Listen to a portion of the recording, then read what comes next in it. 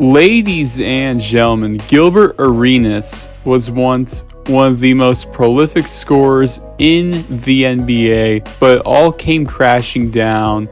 I think most of you have heard about the gun incident, which I will talk about, but there are a lot more factors that went into his downfall, so let's talk about it. Now, Gilbert Arenas would be born in Tampa Bay, Florida, but his family would move to Los Angeles, where he would attend Ulysses S. Grant High School, and he had a very successful career there, which led to him getting an offer from the University of Arizona. Now, in his freshman season at Arizona, he would average 15.5 points per game on 45% shooting, but in his sophomore season is where things really took off, where he would average about 16 points per game on 46% shooting, and him alongside his teammate Richard Jefferson would lead Arizona to the national championship game,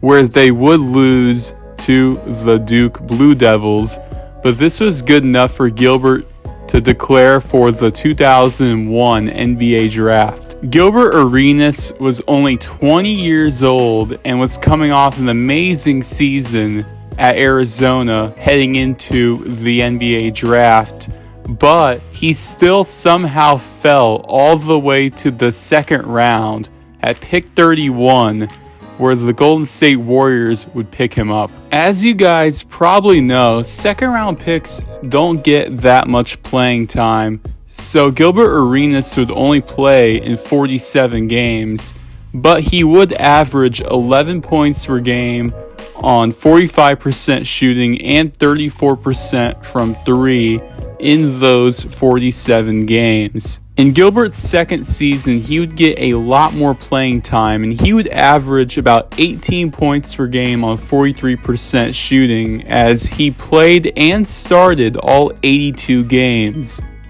But he was actually able to leave the Golden State Warriors after only his second season because of a strange loophole in the collective bargaining agreement, which does not exist today.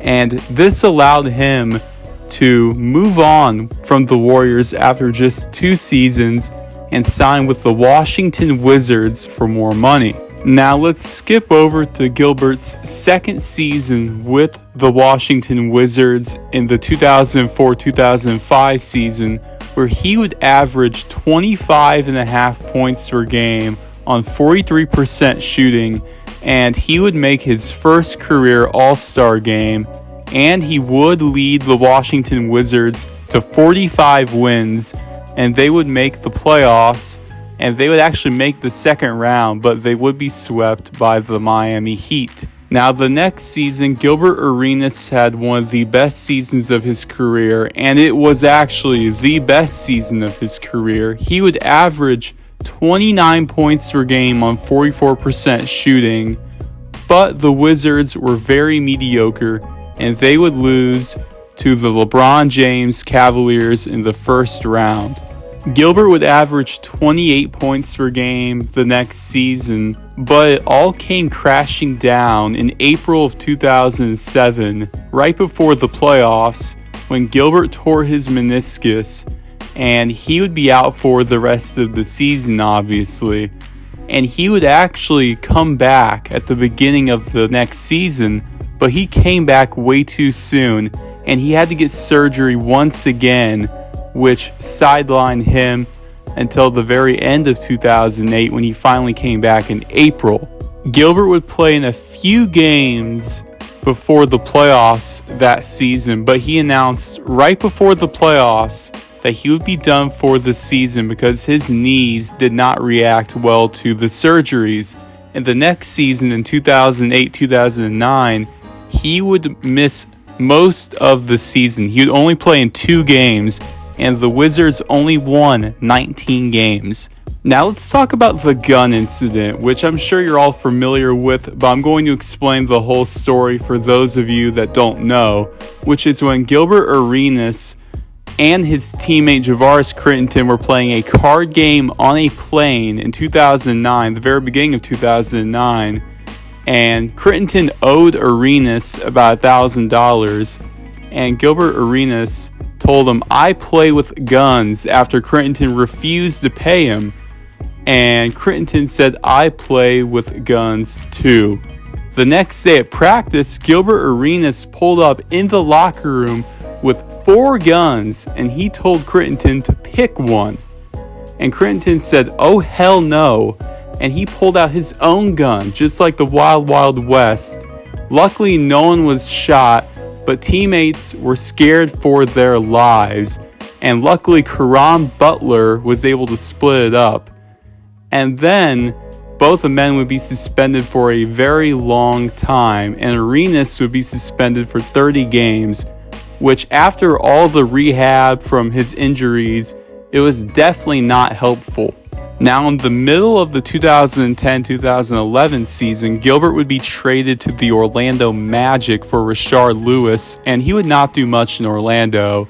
And entering the NBA lockout, he would sign with the Memphis Grizzlies, but he was so bad in Memphis that he was waived under the amnesty clause, which means if a player is underperforming their contract, which he had just signed a 6-year contract in 2008, so he was underperforming that contract, so he was cut, and he was actually the first player in NBA history to be cut under the amnesty clause.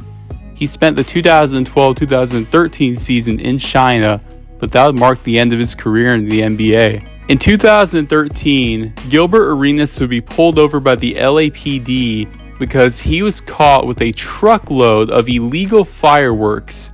He would be arrested and put on probation until 2016, and this was a very close call for him because his probation from the 2009 gun incident had just expired the year before, so this is a very close call.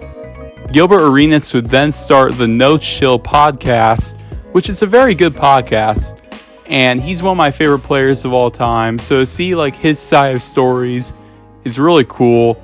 And it's a great podcast, so I definitely recommend it. So yeah, that's the end of the video. I'll see you guys next time. Goodbye.